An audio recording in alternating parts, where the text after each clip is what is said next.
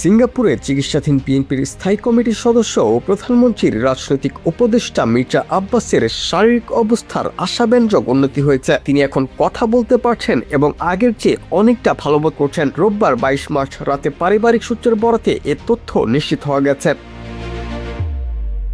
সূত্র জানিয়েছে, চিকিৎসকরা আশা করছেন মির্জা আব্বাস দ্রুত সুস্থ হয়ে উঠবেন। প্রসঙ্গত, বর্তমানে মির্জা আব্বাস সিঙ্গাপুর জেনারেল হাসপাতালের নিউরো আইসিইউতে চিকিৎসাধীন আছেন। গত ১১ মার্চ বুধবার ঢাকায় ইফতারে পানি খাওয়ার সময় হঠাৎ অসুস্থ হয়ে জ্ঞান হারিয়ে ফেললে তাকে রাজধানীর এবারকেয়ার হাসপাতালে ভর্তি করা হয়, যেখানে তার মস্তিষ্কে অস্ত্রোপচার করা হয়। এরপর উন্নত চিকিৎসার জন্য গত ১৫ মার্চ এয়ার অ্যাম্বুলেন্সে তাকে ঢাকা থেকে সিঙ্গাপুরে নেওয়া হয় এবং বাংলাদেশে চিকিৎসাধীন অবস্থায় তার ব্রেন সার্জারিও হয়েছিল।